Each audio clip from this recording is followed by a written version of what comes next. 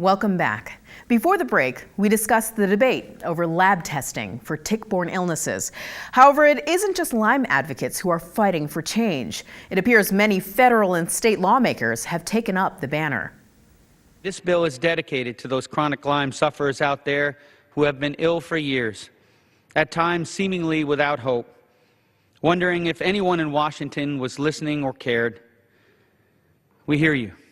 When lawmakers first introduced the Tick-Borne Disease Research, Accountability, and Transparency Act of 2014, it was with the hope of improving tick-borne disease diagnosis, treatment, outcomes, and prevention with more research.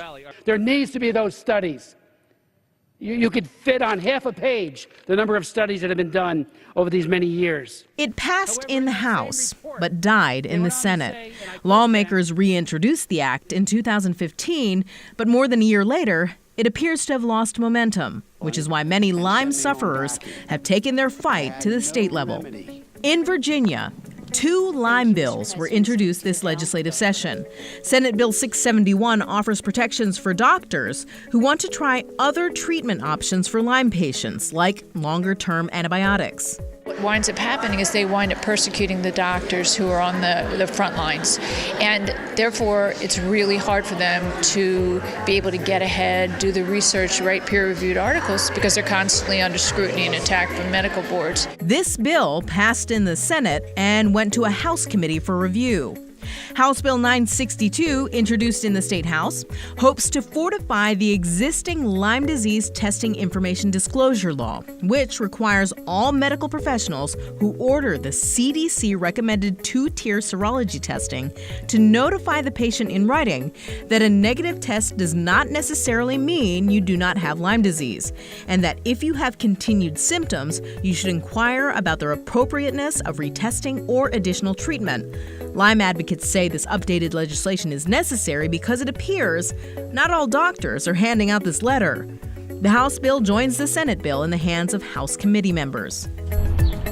In Delaware, legislators also introduced 2 new bills, HB 290 and 291. The first gives DENREC the authority to address tick mitigation, similar to mosquito control. The second would create an oversight board to educate healthcare professionals about tick-borne illnesses. And in Maryland, a huge win for Lyme patients this year. On May 10th, Governor Larry Hogan signed companion bills SB 926 and HB 399 into law. This means, as of October 1st, Maryland doctors will have a similar testing disclosure requirement to that of Virginia. In committee hearings, there was some opposition to the language of the bill. Long-term antibiotics is not an inconsequential thing. There's a lot of concern about antibiotic resistance. These hearings are very challenging. We just want to make sure the information is accurate. It has the potential to immunize a doctor who doesn't keep up with science. Despite this, the legislation passed in both the Senate and House unanimously. I now feel that we have a really good working relationship with our representatives, and they get it. And I always say, this war, we're winning the war one bite at a time. Lots of legislative movement this year, but Lyme advocates say they can't spend too much time celebrating. They're focused on helping one of the most at-risk groups, our kids. More on that coming up.